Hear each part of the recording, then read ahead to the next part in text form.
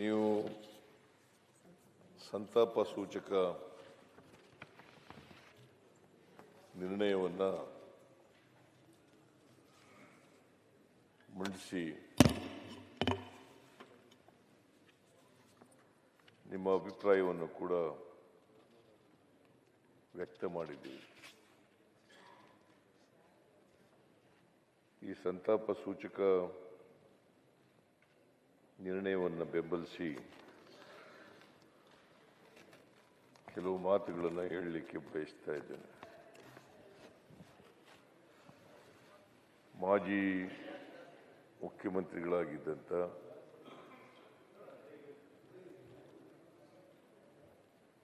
SM. Krishna ಅವರು ಇವತ್ತು ಬೆಳಗಿನ ಜಾವ ನಮ್ಮನ್ನಾಗಲಿದ್ದಾರೆ.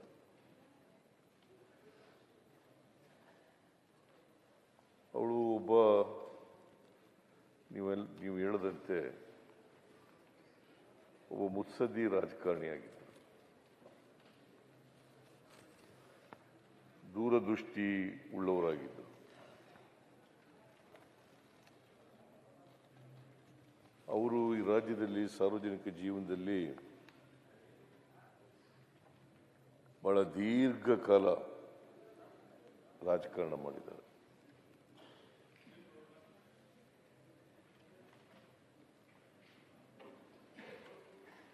ನಾನು ಕೂಡ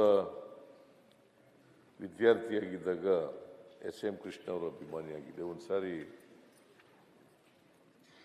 ಮಂಡ್ಯದವರು 1968ರಲ್ಲಿ ಟೌನ್ ಹಾಲ್ನಲ್ಲಿ ಒಂದು ಸಭೆ ಕರೆದಿದ್ದರು. ಎಸ್.ಎಂ. ಕೃಷ್ಣ ಅವರು ಆಗ ಉಪಚುನಾವಣೆ ನಿಲ್ತಾ ಇದ್ರು ಲೋಕಸಭೆಗೆ. ಪ್ರಜಾ ಸೋಷಲಿಸ್ಟ್ ಪಾರ್ಟಿ PSP. ನಾನು ಆಗ 68ರಲ್ಲಿ BSc ಓದ್ತಾ ಇದ್ದೆ, ಫೈನಲ್ ಇಯರ್ BSc. ನಾನು ಇನ್ನೂ ಆಗ ಸಮಾಜವಾದಿ ಪಾರ್ಟಿ ಸೇರಿರಲಿಲ್ಲ. ಲಾ ಕಾಲೇಜಿಗೆ ಸೇರಿದ ಮೇಲೆ ಸಮಾಜವಾದಿ ಪಾರ್ಟಿ ಸೇರ್ಕೊಂಡದ್ದು ನಾನು. ಅಂದರೆ PSPಗೆ ಸೇರಿರಲಿಲ್ಲ, SSPಗೆ ಸೇರ್ಕೊಂಡಿದ್ದೆ. ಲೋಹಿಯಾ ಅವ್ರ ಪಾರ್ಟಿಗೆ ಸೇರ್ಕೊಂಡಿದ್ದೆ. ಇವರು 68ರಲ್ಲಿ ಟೌನ್ ಹಾಲ್ನಲ್ಲಿ, ಮೈಸೂರಿನ ಟೌನ್ ಹಾಲ್ನಲ್ಲಿ ಒಂದು ಮಂಡ್ಯ ವಿದ್ಯಾರ್ಥಿಗಳ ಒಕ್ಕೂಟದ ಸಂಘದವರು ಒಂದು ಸಭೆ ಕರೆದಿದ್ರು. ಆ ಸಭೆಯಲ್ಲಿ ನಾನು ಕೂಡ ಭಾಗಿಯಾಗಿದ್ದೆ. ಇವ್ರನ್ನ ಕ್ಯಾಂಡಿಡೇಟ್ ಅಂತೇಳಿ ಡಿಕ್ಲೇರ್ ಆಗಿತ್ತು. ಇವರೇ ಚುನಾವಣೆ ನಿಂತುಕೊಳ್ಳೋದು, ಲೋಕಸಭೆಗೆ ಉಪಚುನಾವಣೆ ಅದೊಂದು. ಆ ಚುನಾವಣೆ ನಿಂತುಕೊಳ್ಳೋದು ಅಂತಾಗಿದ್ರು. ಆಗ ವಿದ್ಯಾರ್ಥಿಗಳೆಲ್ಲ ನಾವೆಲ್ಲರೂ ಕೂಡ ಎಸ್.ಎಂ. ಕೃಷ್ಣ ಅವರಿಗೆ, ಮಂಡ್ಯ ಜಿಲ್ಲಾ ವಿದ್ಯಾರ್ಥಿ ಬಳಗ ಮತ್ತು ನಾವೆಲ್ಲ ಮೈಸೂರಿನವರು, ನಾವೆಲ್ಲರೂ ಕೂಡ ಬೆಂಬಲಿಸಿದ್ರು. ಇವರು ಸ್ವತಂತ್ರವಾಗಿ 1962ರಲ್ಲೇ ವಿಧಾನಸಭೆಗೆ ಸ್ಪರ್ಧೆ ಮಾಡಿದರು. ಸ್ವತಂತ್ರ ಅಭ್ಯರ್ಥಿಯಾಗಿ ಸ್ಪರ್ಧೆ ಮಾಡಿದರು 62ರಲ್ಲಿ. ಆಮೇಲೆ 68ರಲ್ಲಿ ಲೋಕಸಭೆಗೆ ಸ್ಪರ್ಧೆ ಆದರು. 3 ಸಾರಿ ಲೋಕಸಭೆ ಸದಸ್ಯರಾಗಿದ್ದರು. ಬಹುಶಃ ಕರ್ನಾಟಕದ ಇತಿಹಾಸದಲ್ಲಿ ನನಗೆ ಗೊತ್ತಿರೋ ಮಟ್ಟಿಗೆ ವಿಧಾನಸಭೆ, ವಿಧಾನ ಪರಿಷತ್ತು, ಚಂದ್ರೇಗೌಡರು ವಿಧಾನ ಪರಿಷತ್ತು ಆಗಿದ್ರು, ವಿಧಾನಸಭೆಗೂ ಆಗಿದ್ರು, ಲೋಕಸಭಾ, ರಾಜ್ಯಸಭಾ ಆಗಿದ್ರು. 4 ಸದನಗಳ ಸದಸ್ಯರಾಗಿದ್ದವರು ಬಹುಶಃ ಎಸ್.ಎಂ. ಕೃಷ್ಣ ಅವರೊಬ್ಬರು, ಚಂದ್ರೇಗೌಡರು ಒಬ್ಬರು.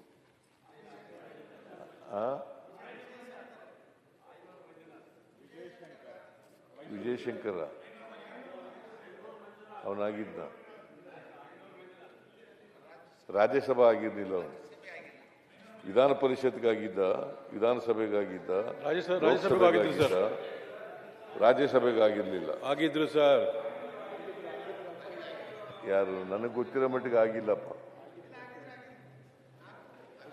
ಆಯ್ತು, ಸಬ್ಜೆಕ್ಟ್ ಟು ಕರೆಕ್ಷನ್. ನಂಗೆ ಗೊತ್ತಿಲ್ಲ. ನನಗೆ ಗೊತ್ತಿರೋ ಮಟ್ಟಿಗೆ 3 ಸದನ ಆಗಿದ್ದದವರು ಲೋಕಸಭೆ ಅಲ್ಲ ಜೆಡಿ ದೇವೇಗೌಡ್ರೆ ಇಲ್ಲಿ ಆಯನೂರು ಮಂಜುನಾಥ್ ಬಗ್ಗೆ ನಾವು ಚರ್ಚೆ ಆಯ್ತು. ನೀವು ಹೇಳುವಾಗ ಹೇಳಿ. ನಾನು ತಪ್ಪಾಗಿ ಹೇಳಿದ್ರೆ ಅದನ್ನ ತಿದ್ಕೊಳ್ಳಿಕ್ಕೆ ತಯಾರಾಗಿದ್ದೇನೆ. ನನಗೆ ಗೊತ್ತಿರೋ ಮಟ್ಟಿಗೆ ವಿಜಯಶಂಕರ್ ಈಗ ರಾಜ್ಯಪಾಲರಾಗಿದ್ದಾರೆ, ಮೇಘಾಲಯದ ರಾಜ್ಯಪಾಲರಾಗಿದ್ದಾರೆ. ಅವರು ಲೋಕಸಭೆಗೆ ಆಯ್ಕೆಯಾಗಿದ್ದರು, ವಿಧಾನ ಪರಿಷತ್ತಿಗೆ ಆಯ್ಕೆಯಾಗಿದ್ದರು, ಆಮೇಲೆ ವಿಧಾನಸಭೆಗೂ ಆಯ್ಕೆಯಾಗಿದ್ದರು. ಅಷ್ಟು ಗೊತ್ತು. ಮುಂದೆ ನನಗೆ ಗೊತ್ತಿಲ್ಲ, ಅಂತ ಮರ್ತ್ಬಿಟ್ಟಿರ್ಬೋದು ನಾನು. ನಿಮ್ಗೇನಾದ್ರು ಗೊತ್ತಿದ್ರೆ ಹೇಳಿ, ಯಾವ ವರ್ಷದಿಂದ ಯಾವ ವರ್ಷದವರೆಗೆ ಆಗಿದ್ರು ಗೊತ್ತಿಲ್ಲ ನನಗೆ. ಏನಪ್ಪ ಜಿ ಟಿ ದೇವೇಗೌಡ ಆಗಿದ್ರೇನೆಯಾ? ಓಕೆ. ಈಗ ಎಸ್ ಎಂ ಕೃಷ್ಣ ಅವರು 4 ಸದನಗಳಲ್ಲಿ ಇದ್ರು. ಈ ದೇಶದ ಪಾರ್ಲಿಮೆಂಟ್ನ ಲೋಕಸಭೆ, ರಾಜ್ಯಸಭೆ, ಕರ್ನಾಟಕದ ವಿಧಾನಸಭೆ, ವಿಧಾನ ಪರಿಷತ್ 4 ಸದನಗಳಲ್ಲಿ ಸದಸ್ಯರಾಗಿದ್ದವರು. ಜೊತೆಗೆ ಈ ರಾಜ್ಯದ ಮುಖ್ಯಮಂತ್ರಿ ಆಗಿದ್ದರು. ಜೊತೆಗೆ ಈ ವಿಧಾನಸಭೆಯ ಸ್ಪೀಕರ್ ಆಗಿದ್ರು. ನೀವು ಕೂತಿರ್ತಕ್ಕಂಥ ಜಾಗದಲ್ಲಿ ಕೂತಿದ್ರು. ವಿಧಾನಸಭೆಯ ಸ್ಪೀಕರ್ ಕೂಡ ಆಗಿದ್ರು. ಆಮೇಲೆ ಕೇಂದ್ರದ ಸಚಿವರು ಕೂಡ ಆಗಿದ್ರು. ಆಮೇಲೆ ರಾಜ್ಯಪಾಲರು ಕೂಡ ಆಗಿದ್ರು. ಮಹಾರಾಷ್ಟ್ರದ ರಾಜ್ಯಪಾಲರಾಗಿದ್ದರು. ಮಹಾರಾಷ್ಟ್ರದ ರಾಜ್ಯಪಾಲರಾಗಿದ್ದಾಗಲೇ ನಾನು ಕಾಂಗ್ರೆಸ್ ಸೇರ್ಕೊಂಡರು. ಅವರು ಬಾಂಬೆನಲ್ಲಿ ರಾಜ್ಯಪಾಲರಾಗಿದ್ದರು. ನಾನು ಅವ್ರನ್ನ ಭೇಟಿ ಮಾಡಕ್ಕೆ ಹೋಗಿದ್ದೆ. ಮಾದೇವಪ್ಪ ಬಂದಿದ್ದ? ಮಾದೇವಪ್ಪ ನೀ ಬಂದಿದ್ಯಾ ನನ್ನ ಜೊತೆ? ಎಸ್ ಎಂ ಕೃಷ್ಣ ಅವ್ರನ್ನ ಭೇಟಿ ಮಾಡಿದಾಗ ನೀ ಬಂದಿರ್ಲಿಲ್ಲಲ್ಲ? ಮುಂಬೈ ಇಬ್ರಾಹಿಂ ಹೋಗಿ ನಾನು ಕಾಂಗ್ರೆಸ್ ಸೇರ್ಬೇಕು ಅಂತ ಅನ್ಕೊಂಡಿದ್ದೀನಿ, ಏನ್ ಮಾಡಲಿ, ನಿಮ್ಮ ಸಲಹೆ ಬೇಕು ಅಂತ ಕೇಳಿದ್ದೆ. ಆಗ ಅವರು ಅಯ್ಯೋ ನೀವು ಸೇರ್ಕೊಳ್ಳಿ ಅಂತ ಹೇಳಿದ್ರು, ಕಾಂಗ್ರೆಸ್ ಸೇರ್ಕೊಳ್ಳಿ ಅಂತ ಹೇಳಿದ್ರು. ಸೊ ಅವರು ಒಬ್ಬ ಸಜ್ಜನ ರಾಜಕಾರಣಿ. ಅವ್ರು ಏನ್ ಹೇಳಿದ್ರು ಅಲ್ಲಿ ರಾಜ್ಯಪಾಲ ತಿಂಡಿ ಕೊಟ್ಬಿಟ್ಟು, it is historical necessity that Siddaramaiah teams admitted to Congress party ಅಂತ ಸೋನಿಯಾಜ್ ಅವ್ರಿಗೆ ಮಾತಾಡ್ಬೇಕು ಅಂತ ಹೇಳಿ ಅದು ಮರ್ತಿದ್ದೀನಿ ನಾನು. ಅದೇ ವರ್ಡ್ ಹೇಳಿದ್ದು.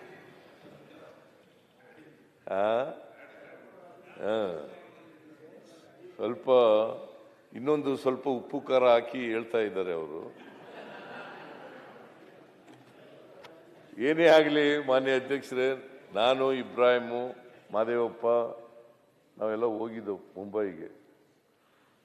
ನನಗೆ ಕಾಂಗ್ರೆಸ್ ಸೇರ್ಕೋಬೇಕು ಅಂತ ತೀರ್ಮಾನ ಆದಮೇಲೆ ನಾವೆಲ್ಲ ತೀರ್ಮಾನ ಮಾಡಿದ್ವಿ. ನಾವೆಲ್ಲ ಮಾದೇವಪ್ಪ, ನಾನು, ಇಬ್ರಾಹಿಮು,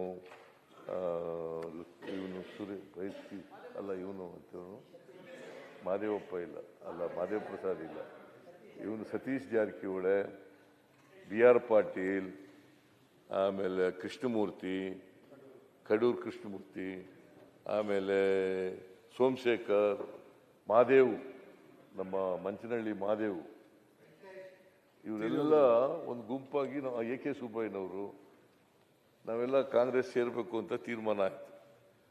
ಆಗ ಇವ್ರನ್ನ ಭೇಟಿ ಮಾಡೋಣ ಅಂತ ಮಹಾದೇವಪ್ಪನೋ ಇಬ್ರಾಹಿಮ ಸಲಹೆ ಕೊಟ್ಟಿದ್ರು. ಅಲ್ಲ ನೀನೇನಾ? ವೆಂಕಟೇಶ್ನು ಇದ್ದ ನಮ್ಮ ಜೊತೆಗೆ.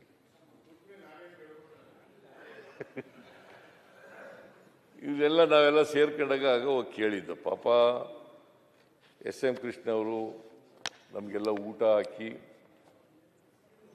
ನಮಗೆ ನೀವು ಭಾಳ ಅಗತ್ಯ ಇದೆ, ಸೇರ್ಕೊಳ್ಳಿ ಕಾಂಗ್ರೆಸ್ಗೆ ಅಂತ ಹೇಳಿ ನನಗೆ ಅಡ್ವೈಸ್ ಮಾಡಿದ್ರು. ಮೋಸ್ಟ್ ಲೈಕ್ಲಿ 95ನೇ ಇಸ್ವಿ, ಅಲ್ಲ 2005ನೇ ಇಸ್ವಿ, 2005ನೇ ಇಸ್ವಿನಲ್ಲಿ, 2004ರಲ್ಲಿ ಅವರು ಗವರ್ನರ್ ಆದದ್ದು. 2005ನೇ ಇಸ್ವಿನಲ್ಲಿ ನನ್ನನ್ನು ಕಾಂಗ್ರೆಸ್, ಅಲ್ಲ JDSನಿಂದ ಎಕ್ಸ್ಪೆಲ್ ಮಾಡಿಬಿಟ್ರು. ಸುರೇಶ್ ಬಾಬು ಎಕ್ಸ್ಪೆಲ್ ಮಾಡಿಬಿಟ್ರು ನನ್ನನ್ನು.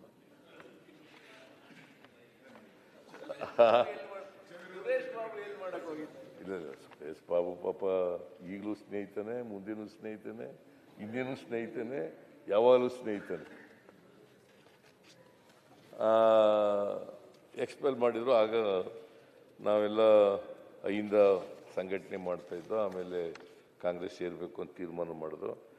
SM ಕೃಷ್ಣ ಅವ್ರನ್ನ ಭೇಟಿ ಮಾಡಿದ್ದು. SM ಕೃಷ್ಣ ಅವರು ಸೇರ್ಕೊಳ್ಳಿ ಅಂತೇಳಿ, ಅಗತ್ಯ ಇದೆ ಸೇರ್ಕೊಳ್ಳಿ ಕಾಂಗ್ರೆಸ್ ಪಾರ್ಟಿಗೆ ಅಂತ ಹೇಳಿದ್ರು. ಆಮೇಲೆ ಸೇರ್ಕೊಂಡಾಯಿತು. ಅದಾದಮೇಲೆ ವಿಧಾನಸಭಾ ಅಧ್ಯಕ್ಷರಾಗಿ ಕೂಡ ಒಳ್ಳೆ ಕೆಲಸ ಮಾಡಿದ್ರು, ಮುಖ್ಯಮಂತ್ರಿಯಾಗಿ ಕೂಡ ಒಳ್ಳೆ ಕೆಲಸ ಮಾಡಿದ್ರು, ಲೋಕಸಭಾ ಸದಸ್ಯರಾಗಿ ಕೂಡ ಒಳ್ಳೆ ಕೆಲಸ, ಒಳ್ಳೆ ವಾಗ್ಮಿ ಕೂಡ, ಸಂಸದೀಯ ಪಟು, ಒಳ್ಳೆ ವಾಗ್ಮಿ, ಸಂಸದೀಯ ಪಟು, ಬಹಳ ದೀರ್ಘವಾದಂಥ ಅನುಭವ ಇತ್ತು. ಮತ್ತೆ ಯಾರ ಮೇಲೂ ದ್ವೇಷದ ರಾಜಕಾರಣ ಮಾಡ್ತಾ ಇರಲಿಲ್ಲ, ಸೇಡನ್ ರಾಜಕಾರಣ ಮಾಡ್ತಾ ಇರಲಿಲ್ಲ. ಎಲ್ಲರನ್ನೂ ಪ್ರೀತಿಸ್ತಿದ್ರು, ಎಲ್ಲರನ್ನೂ ಗೌರವಿಸ್ತಿದ್ರು ಅಂತಕ್ಕಂಥದ್ದು. ನಾವು ರಾಜಕಾರಣದಲ್ಲಿ ಬಹಳ ಅಪರೂಪದ ವ್ಯಕ್ತಿ ಅವರು. SM ಕೃಷ್ಣ ಅವರು ಅಪರೂಪದ ವ್ಯಕ್ತಿ. ಅವರು ಈ ರಾಜ್ಯದ ಮುಖ್ಯಮಂತ್ರಿಯಾಗಿ ರಾಜ್ಯವನ್ನು ಮುನ್ನಡೆಸ್ತಕ್ಕಂಥ ಕೆಲಸವನ್ನು ಮಾಡಿದ್ರು. ಅವ್ರ ಕಾಲದಲ್ಲೇ ಡಾಕ್ಟರ್ ರಾಜ್ಕುಮಾರ್ ಅವರ ಅಪಹರಣ ಆಗಿತ್ತು. ಯಾವ ವೀರಪ್ಪನಿಂದ, ಕಾಡುಗಳಿಂದ ರಾಜ್ಕುಮಾರ್ ಅವರ ಅಪಹರಣ ಆಗಿತ್ತು. ಆಗ ದೊಡ್ಡ ಸವಾಲನ್ನು ಎದುರಿಸಬೇಕಾದಂಥ ಪರಿಸ್ಥಿತಿ ಬಂತು. ಯಾಕಂತಂದರೆ ರಾಜ್ಕುಮಾರ್ ಅವರು ಇಡೀ ರಾಜ್ಯದ ಜನರ ಅಭಿಮಾನವನ್ನು ಗಳಿಸಿದಂಥವರು. ಅಂಥವ್ರ ಅಪಹರಣ ಆಗಿದ್ದಂಥ ಸಂದರ್ಭದಲ್ಲಿ ಅವರು ದೊಡ್ಡ ಸವಾಲನ್ನು ಈ ರಾಜ್ಯದಲ್ಲಿ ಎದುರಿಸಿದ್ರು ಅಂತಕ್ಕಂಥದ್ದನ್ನು ನಾವು ಮರೀಲಿಕ್ಕೆ ಸಾಧ್ಯ ಇಲ್ಲ. ಆಮೇಲೆ ಇವತ್ತು ಅವರ ಕನಸು ಬೆಂಗಳೂರು ನಗರವನ್ನು ಎಂಥದ್ದು ಸಿಂಗಾಪುರ ಮಾಡಬೇಕು ಅಂತಕ್ಕಂಥದ್ದು ಅವರ ಕನಸಿತ್ತು. ಅವ್ರ ಕನಸು ನನಸಾಗಲಿಲ್ಲ ಅಂತಕ್ಕಂಥದ್ದು ಬೇರೆ ವಿಚಾರ. ಆದರೆ ಅವರ ಉದ್ದೇಶ ಬೆಂಗಳೂರು ನಗರವನ್ನು ಅಂತಾರಾಷ್ಟ್ರೀಯ ಮಟ್ಟದಲ್ಲಿ ಖ್ಯಾತಿಗೆ ಬರ್ತಕ್ಕಂಥ ರೀತಿಯಲ್ಲಿ ಬೆಳೆಸಬೇಕು ಅಂತಕ್ಕಂಥದ್ದು ಅವರ ಮನಸ್ಸಿತ್ತು. ಅವರು IT ಕ್ಷೇತ್ರಕ್ಕೆ ಅಪಾರವಾದಂಥ ಕೊಡುಗೆಯನ್ನು ಕೊಟ್ಟರು. ಅವ್ರ ಕಾಲದಲ್ಲಿ ನಾವು silicon valley of India, Bengaluru Nagar silicon valley of India ಅಂತ ಅಷ್ಟೊಂದು ಹೆಸರು ಮಾಡಬೇಕಾದ್ರೆ SM ಕೃಷ್ಣ ಅವರ ಕೊಡುಗೆನೂ ಕೂಡ ಅಪಾರವಾಗಿತ್ತು ಅಂತಕ್ಕಂಥದ್ದನ್ನು ಮರೀಲಿಕ್ಕೆ ಸಾಧ್ಯ ಇಲ್ಲ. ಅವರು ಕೇಂದ್ರ ಸರ್ಕಾರ ಅವರಿಗೆ ಪದ್ಮವಿಭೂಷಣ ಪ್ರಶಸ್ತಿನೂ ಕೂಡ ಕೊಟ್ಟಿತ್ತು. ಪದ್ಮವಿಭೂಷಣ ಪ್ರಶಸ್ತಿ ಕೊನೆಯಲ್ಲಿ ಅವರು ಬಹಳ ದೀರ್ಘಕಾಲ ಕಾಂಗ್ರೆಸ್ನಲ್ಲಿದ್ದರು. PSP ಇಂಡಿಪೆಂಡೆಂಟ್ ಆಗಿ ಗೆದ್ದರು. ಆಮೇಲೆ PSP, ಆಮೇಲೆ ಕಾಂಗ್ರೆಸ್ನಲ್ಲಿ ಬಹಳ ದೀರ್ಘಕಾಲ ಇದ್ದರು. ಆಮೇಲೆ ಕೊನೆಯಲ್ಲಿ BJP ಸೇರ್ಬಿಟ್ರು. BJP ಅವರು ಕೊನೆಯಲ್ಲಿ ಆಮೇಲೆ ಕಳೆದ 1 ವರ್ಷ ಆಯಿತು ಅನ್ನೋ ಕಾಣಿಸುತ್ತೆ, ಸಕ್ರಿಯ ರಾಜಕಾರಣದಿಂದ ನಿವೃತ್ತಿಯಾಗಿದ್ದೀನಿ ಅಂತ ಘೋಷಣೆ ಮಾಡಿದ್ರು. ಸಕ್ರಿಯ ರಾಜಕಾರಣದಿಂದ ನಿವೃತ್ತಿಯಾಗಿದ್ದೀನಿ ಅಂತ ಘೋಷಣೆ ಮಾಡಿ 92 ವರ್ಷಗಳ ಕಾಲ ಬದುಕಿ 93ನೇ ವರ್ಷಕ್ಕೆ ಕಾಲಿಟ್ಟಿದ್ರು. ಸೊ ಎಲ್ಲಕ್ಕಿಂತ ಬಹಳ ಮುಖ್ಯವಾಗಿ ಅವರನ್ನು ಸ್ಮರಿಸ್ಕೋಬೇಕಾಗಿರ್ತಕ್ಕಂಥದ್ದು, ಅವ್ರ ಬಗ್ಗೆ ಹೇಳಬೇಕಾಗಿರ್ತಕ್ಕಂಥದ್ದು, ಅತ್ಯಂತ ಸಜ್ಜನ ರಾಜಕಾರಣಿ, ಮುತ್ಸದ್ದಿ ರಾಜಕಾರಣಿ, ಒಬ್ಬ ದಕ್ಷ ಆಡಳಿತಗಾರ. ಇದನ್ನ ಇಷ್ಟು ಹೇಳಲಿಕ್ಕೆ ನಾನು ಬಯಸ್ತಾ ಇದ್ದೇನೆ. ಅಂಥವರು ನಮ್ಮನ್ನು ಅಗಲಿದ್ದಾರೆ. ಅವರ ಆತ್ಮಕ್ಕೆ ಚಿರಶಾಂತಿ ದೊರಕಲಿ ಅಂತೇಳಿ ನಾನು ಪ್ರಾರ್ಥನೆಯನ್ನು ಮಾಡ್ತೇನೆ. ಅವರ ಕುಟುಂಬ ವರ್ಗದವರಿಗೆ ಅವರ ಸಾವಿನ ದುಃಖವನ್ನು ಅವರ ಅಭಿಮಾನಿಗಳಿಗೆ, ಅವರ ಸ್ನೇಹಿತರಿಗೆ ಅವರ ಸಾವಿನ ದುಃಖವನ್ನು ಭರಿಸ್ತಕ್ಕಂಥ ಶಕ್ತಿ ಕೊಡಲಿ ಅಂತೇಳಿ ಪ್ರಾರ್ಥನೆ ಮಾಡಿ ನಿಮ್ಮ ನಿರ್ಣಯವನ್ನು ಬೆಂಬಲಿಸಿ ನನ್ನ ಮಾತುಗಳನ್ನು ಮುಗಿಸ್ತೇನೆ.